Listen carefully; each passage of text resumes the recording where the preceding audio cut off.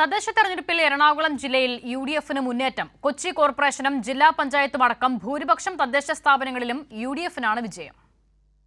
കൊച്ചി കോർപ്പറേഷനിലെ 76 ഡിവിഷനുകളിൽ 46-ൽ യുഡിഎഫും 22-ൽ എൽഡിഎഫും വിജയിച്ചു. ബിജെപി 6 സീറ്റുകളിൽ ഒതുങ്ങി. യുഡിഎഫിന്റെ മേയർ സ്ഥാനാർത്ഥി ദീപ്തി മേരി വർഗീസ് സ്റ്റേഡിയം ഡിവിഷനിൽ നിന്നും 1110 വോട്ടുകളുടെ ഭൂരിപക്ഷത്തിനാണ് വിജയിച്ചത്. കൊച്ചി കോർപ്പറേഷനിൽ യുഡിഎഫിന്റെ തിരിച്ചുവരവാണ് ഉണ്ടായതെന്ന് ദീപ്തി മേരി വർഗീസ് പറഞ്ഞു. കൊച്ചിയിൽ വലിയ മുന്നേറ്റമാണ് യുഡിഎഫ് നടത്തിയിരിക്കുന്നത്. പ്രതീക്ഷിക്കാത്ത അപ്രതീക്ഷിതമായ പല സ്ഥലങ്ങളിലും വിജയിച്ചിരിക്കുന്നു.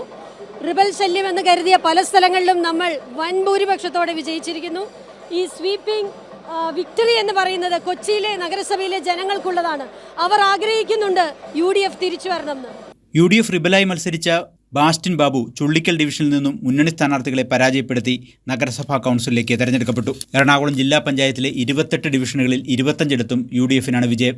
തുടർച്ചയായി 4ാം തവണയാണ് എറണാകുളം ജില്ലാ പഞ്ചായത്തിൽ യുഡിഎഫ് അധികാരത്തിലെത്തുന്നത്.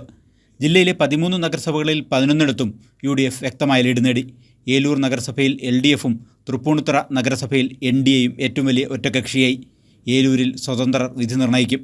തൃപ്പൂണിത്തുറ നഗരസഭയിലെ ആകെയുള്ള 53 വാർഡുകളിൽ 21 എൻഡിഎ, 20 എൽഡിഎഫ്, 12 യുഡിഎഫ് എന്നിങ്ങനെയാണ് കക്ഷിനില. 14 ബ്ലോക്ക് പഞ്ചായത്തുകളിൽ 12 യുഡിഎഫിനാണ് വിജയം. വൈപ്പിൻ ബ്ലോക്ക് പഞ്ചായത്താണ് എൽഡിഎഫിന് ഭൂരിപക്ഷം ലഭിച്ചത്. 82 ഗ്രാമപഞ്ചായത്തുകളിൽ യുഡിഎഫ് 62 എൽഡിഎഫ് 12 4 മറ്റുള്ളവരും വിജയിച്ചു. കമ്പനി ഉടമയുടെ നിയന്ത്രണത്തിലുള്ള 2020 കൈവശമുണ്ടായിരുന്ന ജില്ലാ പഞ്ചായത്ത് ഡിവിഷൻ നഷ്ടമായി.